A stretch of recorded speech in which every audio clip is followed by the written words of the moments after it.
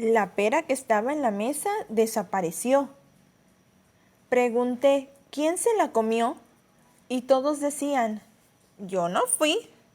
¿No fui yo? Sí, alguien se la comió. Ah, lo vamos a descubrir. El que mueva la cola, ese fue. Y Sergio dijo, mamá, mamá, ¿la pera la movió? ¿Qué te pareció el diálogo anterior? ¿Lo comprendiste? ¿O quizás te percataste de algún error? Sin duda, el lenguaje es una herramienta que nos permite comunicarnos, pero muchas veces no lo hacemos de forma efectiva, y para comprender el porqué de ello, es importante conocer más sobre la lengua. Cuando hablamos, emitimos sonidos, los cuales la fonética los denomina fonos. Sonidos muy discretos, articulados y perceptibles por el hombre. También se dice que los fonos son la manifestación materializada de los fonemas. Pero, ¿qué son los fonemas? Los fonemas son la realización abstracta de uno o varios sonidos portadores de un valor significativo diferenciado. Recordemos el diálogo anterior. Cuando la mamá hacía referencia a la pera que había desaparecido de la mesa, sin duda la mayoría tuvo como significado mental algo parecido a esto. Es decir, pensó en la fruta la cual en español llamamos pera. Pero cuando el niño vio que su mascota se había comido la pera, en vez de decir perra, articulando el fonema r, él articuló el fonema r, cambiando completamente el significado y sentido de la oración.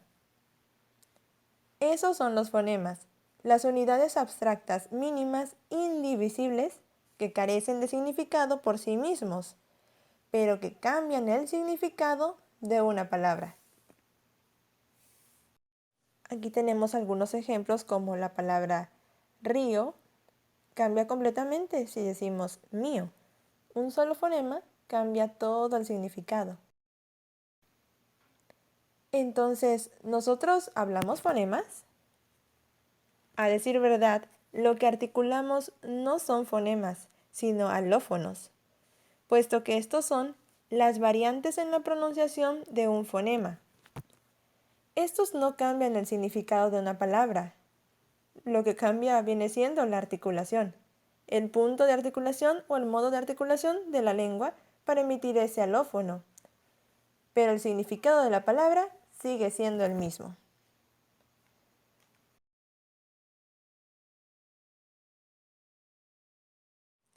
¿Sabías que los hablantes de una lengua aprenden a considerar ciertas diferencias fonéticas como funcionales en su lengua y otras que las soslayan como irrelevantes para efectos de comunicación? Por ejemplo, si nosotros viajamos, vamos a otro país y probablemente no pronunciamos correctamente, no articulamos correctamente los fonemas o los alófonos de una palabra.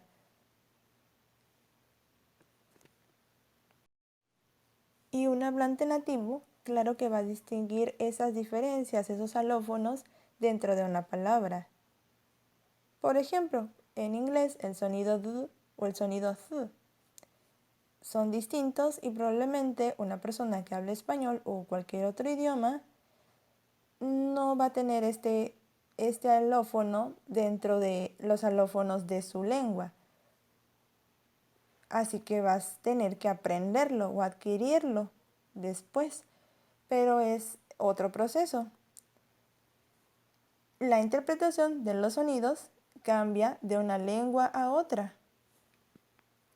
Por ello es que cada lengua tiene su propio alfabeto fonético. Ahora bien, en el español de América hay entre 22 y 23 fonemas, y en el inglés se tienen entre 38 y 39 fonemas. Esto para marcar la diferencia que hay entre los sonidos de una lengua y otra. También es importante saber que no hay una total correspondencia entre la ortografía y la pronunciación, por lo que hay letras del alfabeto que representan más de un sonido y hay sonidos que se representan con más de una letra.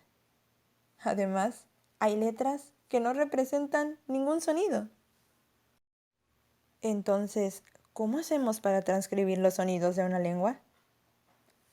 Existen dos niveles para transcribirlos, el nivel fonológico y el nivel fonético. Por ejemplo, si vamos a transcribir la palabra paga en un nivel fonético, tenemos que hacerlo utilizando el acento no ortográfico, sino el acento de la representación fonética. Por ejemplo, la palabra paga no lleva tilde, pero para efectos de estudio fonético tendríamos que marcar ese acento.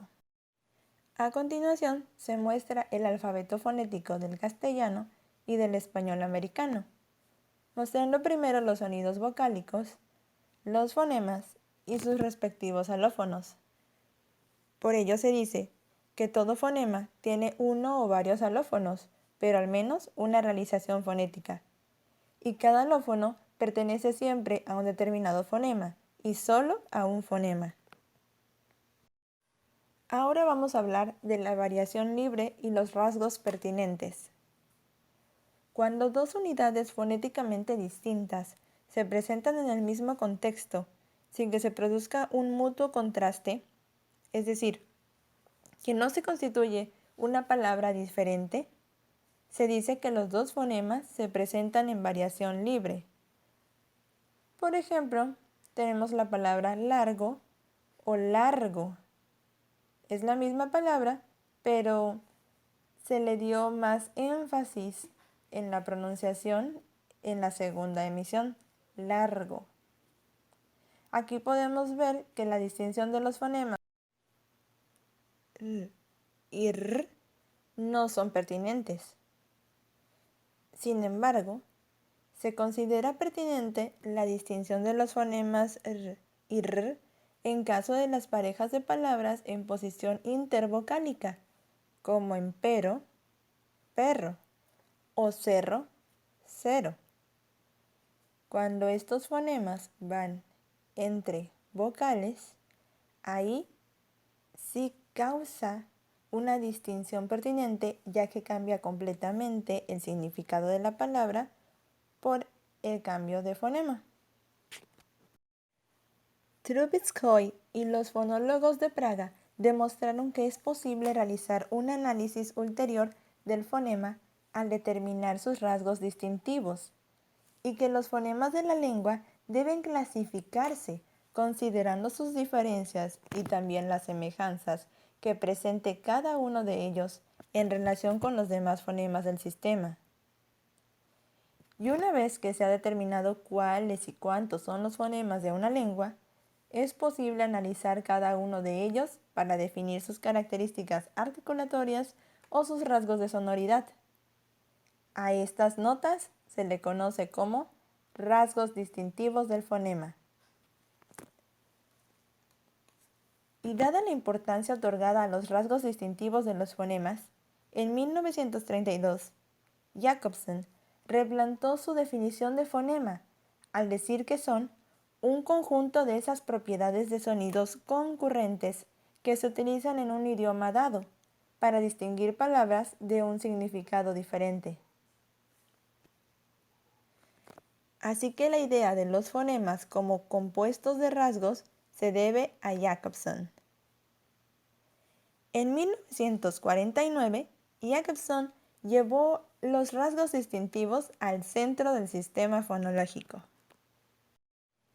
Alarcos también da relevancia a los rasgos distintivos al decir, las palabras se distinguen gracias a los fonemas. Estos se distinguen y componen entre sí gracias a sus rasgos pertinentes o diferenciales. En los primeros trabajos sobre el lenguaje infantil y la afasia, presentados o publicados entre 1939 y 1941, Jacobson plantea la adquisición lingüística como un proceso de distinciones progresivas de tipo binario. Él afirmó, por ejemplo, que todo sistema vocálico en general obedece al principio de la dicotomía y se deja reducir a un número restringido de cualidades fonológicas que forman oposiciones binarias. Lo mismo ocurre con las consonantes. A pesar de que los puntos de articulación son 4, velares, palatales, dentales, labiales, pueden reducirse a 2 oposiciones, graves y agudas, y posteriores y anteriores. En el sistema de alarcos, las consonantes que por la localización se distinguen en 4 grupos, desde el punto de vista acústico, se agrupan en 2 oposiciones bilaterales. Dada la influencia de Jacobson en los trabajos de Alarcos, él también describe las oposiciones del español basadas en los rasgos pertinentes. Aquí vemos en uno de sus libros cómo él escribe estos rasgos como líquido, no líquido, si es nasal, si es oral, si es grave, si es agudo, si es sorda, sonora, simple o múltiple, o si es oclusiva o fricativa. También podemos ver un cuadro de fonemas elaborado por Alarcos, en el cual vemos estos mismos rasgos, y cabe destacar que en los primeros estudios del análisis de los fonemas en sus rasgos distintivos, la forma de presentación de los rasgos es de tipo binario, marcándose con un signo positivo si se da el primer término de la oposición y con el signo negativo, un menos, si se da el segundo. Como vimos, los rasgos son esas diferencias últimas materiales que entran en composición de cualquier sonido y fonema. Estos pueden ser descritos articulatoria o acústicamente. Y aquí vemos que entran en juego dos teorías opuestas. Por un lado, la teoría partidaria de los rasgos articulatorios y por otro, la teoría partidaria de los rasgos acústicos. En la primera, podemos decir que nosotros ejercemos un control sobre nuestros músculos, sobre nuestros órganos de articulación, y no sobre sus efectos acústicos. Y en cuanto a la teoría partidaria de los rasgos acústicos, podríamos decir que los rasgos acústicos están más próximos a la percepción y constituyen el punto final del mensaje. Y también que cualquier persona puede percibir las diferencias acústicas antes de lograr su producción. Recordando la conversación al inicio del video, podemos decir que un niño aprende su lengua materna y dentro de su aprendizaje lingüístico distingue los conceptos entre perra y pera, pero en su producción él aún no consolida el fonema r, por lo que nombra ambas palabras de la misma manera. De esta manera podemos volver a definir al fonema como un conjunto mínimo de rasgos distintivos, siendo los rasgos distintivos las elecciones que el hablante o el oyente ha de ejecutar a partir del mensaje que se quiere transmitir o que se recibe. Por último, al conjunto de los fonemas que pueden alternarse en los diferentes alomorfos se les conoce como morfofonemas o fonemas sistemáticos. Por ejemplo, en la alternancia de algunos verbos irregulares en el castellano, como el verbo poder, pueden, pudiera, decir, digo, dije, poner, puso, pongo, los alomorfos put, puet, put, constituyen un solo morfofonema, que es pot.